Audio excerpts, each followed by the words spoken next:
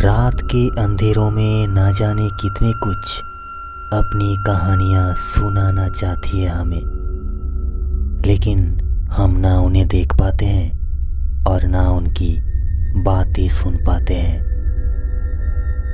बरसों साल पुरानी एक शाही घराने की भूतिया कहानी। राजशाही के अंत के बाद कोई राजा अपनी अंतिम आयु से पहले ही मर गए, जबकि कोई अपने पुराने महलों को छोड़कर अपने परिवारों के साथ अपने अंतिम दिन बिताने के लिए शहर चले गए। वो पुराने महल अब कॉलेज या कोई हॉस्टल बन गया है, लेकिन कुछ महल अभी भी सुनसान खाली पड़ी है और इसके पीछे बहुत कुछ रहस्यमयी भूतिया घटनाएं हैं जो अभी भी हमारे लिए अज्ञात है। नमस्कार दोस्तों, आइए सुनते हैं ऐसे ही रोमांचकर एक सच्ची भूतिया कहानी। शुरू करने से पहले एक बार फिर से विनती करता हूँ, कमज़ोर दिल वाले और बच्चे इस कहानी को मत सुनिए। पश्चिम बंगाल की काकद्वीप शहर की कहानी। एक अधेड़ व्यक्ति को अपने पुराने घर की देखभाल के लिए छोड़कर राजा अपने परिवार के साथ शहर चला जाता है। उस आदमी का नाम बलराम था। बलराम की पत्नी की मृत्यु के बाद वो अपनी 2 बेटियों के साथ महल में रहने लगा। दिन में कई लोग महल देखने आते हैं। बलराम लोगों को पूरा महल दिखाते हैं। अंत में निश्चित रूप से उसने उन यात्रियों से कुछ पैसे भी लेते थे। दिन के उजाले में महल जितना सुंदर दिखता था, शाम के बाद महल अजीब और डरावने लगता था, क्योंकि शाम के बाद शुरू हो जाते थे डरावने भूतिया घटनाएं। बलराम के पास अपना घर नहीं था, इसलिए वो किसी तरह उस महल में लाचार होके रहने लगा। इस विशाल महल में केवल 3 लोग हैं। वो हर रात किसी न किसी असंभव भय को अपने सीने में बिताते हैं। महल की छत पर कभी किसी की हंसी तो कभी किसी की रोने की आवाज़ सुनाई देती है। कभी सेना की आवाज़ सुनाई देती है तो कभी किसी की मौत की चीख।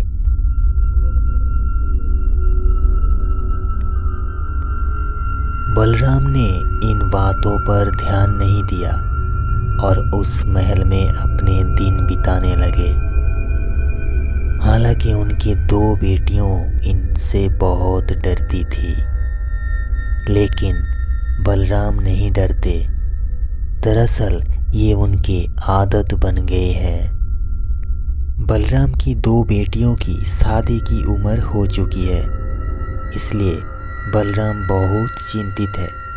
हालांकि वो महल में है, लेकिन वो बहुत गरीब है और लड़कियों की शादी कराने का जोखिम नहीं उठा सकता।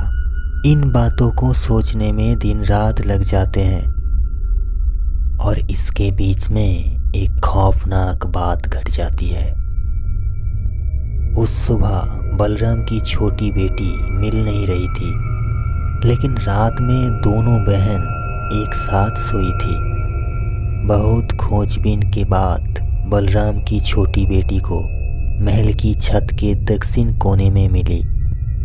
बलराम ने जाकर देखा कि उल्टा पलटकर पड़ी है एक शरीर और उसके सामने कुछ जमा हुआ खून। बलराम अपनी बेटी के शरीर को सीधा करते ही अचानक से वो डर जाता है। उसने देखा कि उसकी बेटी की चेहरे का एक हिस्सा पूरी तरह से फटा हुआ है, जैसे छत के उस पक्के फर्श पर किसी ने उसका चेहरा बहुत जोर से रगड़ दिया हो।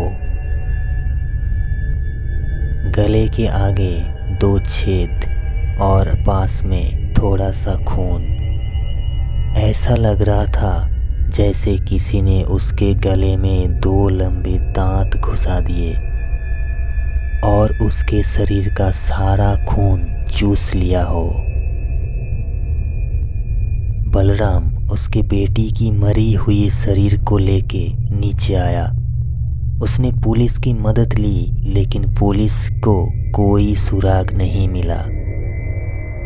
बलराम ने जल्दी से अपनी बड़ी लड़की की शादी करवा दिया और अकेले रहने लगे उस सुनसान भूतिया महल में।